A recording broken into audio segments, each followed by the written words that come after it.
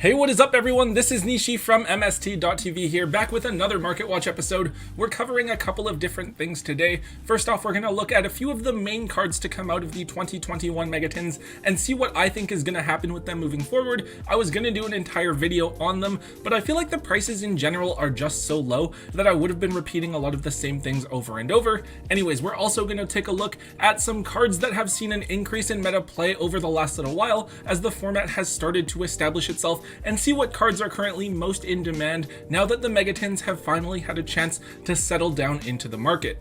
Let's get started. Okay, so I guess the place we're going to start if we're talking about the Megatins has to be Crossout Designator, the most highly anticipated card to come out of the Megatins, being an amazing card that effectively allows you to negate any card in the game. I think we all knew that this card was going to be an expensive one, and we did see pre-orders coming in at around 100 to 110. At one point early on, I think they shot up to 150, something crazy like that. But then since the set's official release, we have seen them fall to $80 and then now down to $70, which honestly isn't as expensive as I thought they would be. Now, to be fair, we don't exactly know just how impactful this card is going to be on the meta. We've had a couple of early results, and it seems like a few people are running it, but I don't think it's as much of a staple 3 of in every single strategy the way a lot of people were expecting it to be. Of course, we're only basically a week into the format, so there's still a lot of time for people to test and for us to see some results, especially with Burst of Destiny right around the corner, which I think is certain to be a huge game changer. All of that being said, I do think that Crossout has room to fall in price to around $60, not necessarily because it's a good card, but just because people will open up tins as waves of product go out to stores and more of the set gets opened, increasing the supply on the market and naturally pushing down the price. Overall though, I think that in the long term we could see the card back up at $80 to $100, especially if it starts to see more meta play as we were all kind of expecting. It's still an amazing card, it just depends on players to figure out ratios in their decks and this card's role within the format. I think that it will be quite some time before this card gets reprinted too, so if you do own it, I would just hold on to it for now and not try to gamble with where its price is gonna go. If you don't have this card yet, try to pick them up for around $55 to $60 each before the card has a chance to jump back up. Next up, Triple Tactics Talent is the card that I think would have been the chase card from the set if it weren't for Crossout Designator. This card is a potentially game-winning card, providing either a Pot of Greed, Change of Heart, or Forceful Sentry effect, which is really amazing. Now, even though we've seen times over the past year where this card wasn't played as much, the card has proven itself to effectively be a staple in our current meta, and it's typically run at 2 or 3 between the side deck and the main deck. To be fair, it is now countered by Crossout Designator, but I think that the popularity of hand traps within the game now and the sheer advantage that this card can provide means that it is something that you need to be running. I feel like this card is actually a really stable card out of the Megatins and has stayed between the $40 and $50 mark since its release. It's now firmly at the $40 price point, which I think is more than reasonable for a card this strong. The value of this card moving forward depends heavily on whether or not it gets a reprint anytime soon. I'm definitely leaning towards the card not being reprinted. There's just too many other cards in the game that we need to see, and this card alongside Crossout Designator will help the Megatins to hold value even if other cards from the set were to get hit on a future ban list. I really don't expect Talents to drop any lower than its current price of $40, even with the rewaves of the tins. I'm expecting it to stay there or even potentially go back up to $50 depending on the format, though I think that the rewaves of the tins will keep this card right at around that $35 to $40 price point. Hopefully you guys can pick up a set of this card for around $100 because I think it's a card that you definitely should be owning now if you're looking to play competitive Yu-Gi-Oh at all. So there's one last Megatin card here. We have Double A Zeus. So we all know what Zeus is. In my opinion, it's like one of the 3 best extra deck monsters in the game right now. I think that the card is absolutely insane. It's an always accessible board wipe, and you know it's a good card when decks are running cards like Downward Magician and Gaia Charger just to get additional materials underneath this thing. So believe it or not, this card is actually really affordable, being only $15 for the ultra rare reprint, which feels like almost too cheap, I want to say.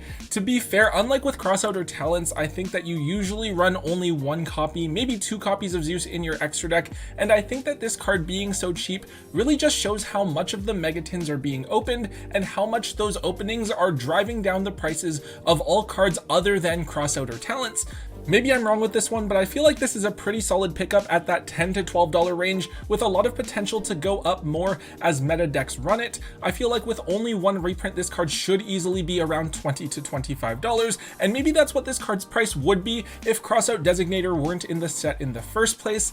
I think that this card is a bit too expensive to try to buy out a ton of quantities of, but I would at least own a set of this card and arguably a few more. It's the type of card that I think is always going to be in demand unless it were to get hit on an upcoming ban list. So barring an extremely early reprint, I feel like this card is a prime candidate to bounce back to its pre-order pricing. So onto some non-Megaton cards. First up, let's take a look at Elder Entity Entis. Entis is a pretty simple card. It allows you to pop a card on the field when it's sent to the graveyard. It is a key card for any deck that's using the Dogmatika engine, since you can dump it with Nadir Servant, Punishment, or Maximus and get to pop an opponent's card for free. Anyways, of course, with the whole Dogmatika engine being reprinted and now being much more affordable, Entis is effectively a piece of that engine that now needs to be picked up. Because of this, we're actually seeing either the Super or Gold Rare version of Entis up at $6 to $7 a piece, which is up from the couple of dollars that they've been at for the last little while. I don't know if this card is going to be reprinted in an upcoming set, maybe in Brothers of Legend or as an OTS tournament pack common. However, since they are the same price, I think that the super rares look a lot cleaner than the maximum gold rares, so those are the ones that I'd be picking up if I needed to own and play this card. Next up, the Phantom Knights of Silent Boots is a card that has been increasing in price pretty low-key over the last little bit here. As we've talked about in the last couple of episodes, Phantom Knights are actually a really prominent deck over in the OCG, making use of really strong cards such as Fogblade and Rusty Bardiche, alongside the Brave Token engine for some really cool plays. Silent Boots is one of the main extenders in the deck that you need access to, as you can summon it for free if you have a Phantom Knight monster on the field. It also lets you banish it from your graveyard to search for a Phantom Knight spell or trap, which is probably going to be Fogblade, but could also be Shade Brigandine as well. Anyways, Boots is important because this card plus any other Phantom Knight monster gives you access to Cherubini, so it helps to get your whole engine going. Because of this, the secret rares from Battles of Legend Relentless Revenge as the highest rarity are actually quite expensive, up at $25 for a single copy on TCG Player at the moment.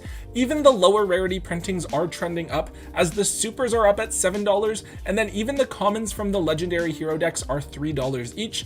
To be honest, I don't really see this card being reprinted anytime soon unless they decided to give it an OTS common printing like they did with Ancient Cloak. So if you want to look at playing Phantom Knights soon, you actually might need to pay up for this card now. Of course, there's also no guarantee that Phantom Knights are going to be as good here as they currently are in the OCG, so I think it's pretty reasonable to wait for a little bit and see if the hype for Phantom Knights cools down over the next couple of months leading up to the release of the Grand Creators before panic buying your copies now.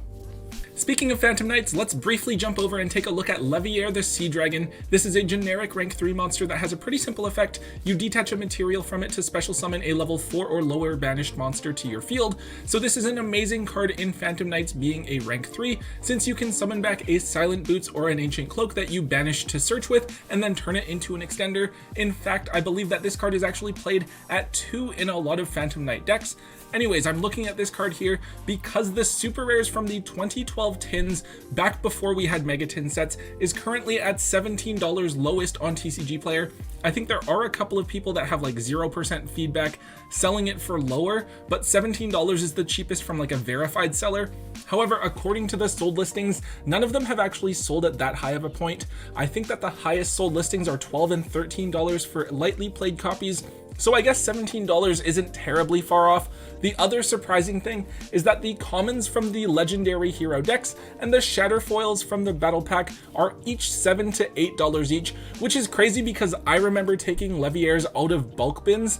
Anyways, I'm not going to look at the ultras or altis because they are pretty crazy expensive too, but I think they have been for a while. I think that started back when Torn Scales first came out with the release of Phantom Rage. I think that this price jump for these versions is just because the card hasn't been printed in quite a while and it's a bit harder to find, so seeing it reprinted in an upcoming reprint set will definitely drive all of these prices back down to a more affordable level.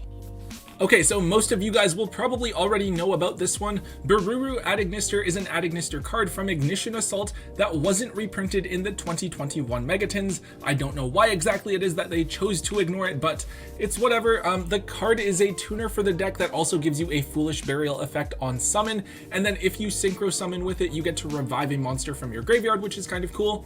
Now, this card is the only tuner for the archetype, and I think the only thing they really go into is the Wind Pegasus Adignister, Adagnister, which is their on-theme synchro. It's only situationally played because it pops back row. Now Bururu is just a one of, since you don't really synchro that much in Adagnister, but it's still a really cool card. Unfortunately, with the way that the Yu-Gi-Oh community is, they saw that this card is used in the deck but wasn't reprinted and decided to buy it out. The card is now $6 each for a rare on TCG Player, and it's not that old of a set. I think this card was as high as $8 sometime last week. Now personally, I'm not that big on the Adagnister deck. They seem kind of cool and interesting, but they're kind of like a Towers Turbo sort of deck, I think, and that doesn't really appeal to me. Hopefully, if you do want to play Adagnister, you already have this card. Fortunately, it is just a one of, so even if you don't have it, you guys will probably be able to dig this out of your bulk bins at your locals or something like that, because they were definitely an overlooked card when the set came out. Alright guys, there's one last card I want to check out here really quickly. It is DD Swirl Slime. So if you guys didn't see it, we did get a couple of new DDD support cards, which all look really cool. I think there's like 2 new searchers and there's a boss Xyz monster in there that all look really interesting. Anyways, because of that, we did see a number of buyouts of DDD cards, and the one we're going to take a look at here is DD Swirl Slime. This is an important card for the archetype because it's one of the main starters. You fuse Swirl Slime with another material from your hand to bring out the Flame King Genghis, and then you can banish Swirl Slime from your graveyard to summon a monster from your hand, and that helps to get multiple monsters onto the board. So the thing about the DDD deck is that most of the cards from the deck are actually available in low rarities, mostly because of the structure deck that came out. So if you're just looking to pick up the cards to use and have access to, the deck is actually really affordable. The issue actually comes with cards that have limited printings or holo upgrades, such as Swirl Slime. Slime was reprinted in OTS Tournament Pack 4 as a super rare, and so with the support, it is super rare Swirl Slimes that have jumped to $10 to $12 a piece with very few quantities available on TCG Player. It is still pretty fresh, and I don't know if DDDs will finally be top tier because they were supposed to be good before, but their success in the OCG never really translated over here in the TCG. At any rate, the new support isn't coming out until Battle of Chaos, which is several months away. I would expect super rare Swirl Slime's price to drop over the next couple of months down to around $5 to $7 a piece as the initial hype dies down and people slowly list their copies back onto the market. From there, it does depend on just how good the support is and if it looks like the deck is actually going to be meta relevant. Okay guys, that is it for today's episode. There are a few cards that I want to talk about that I think are actually really good pickups right now, but that's going to be a video on its own. I'm definitely still happy with how the Megatins have worked out though. I do think it's a play to keep a few cases sealed for a little while because I think they have a lot of potential to appreciate over the next couple of years.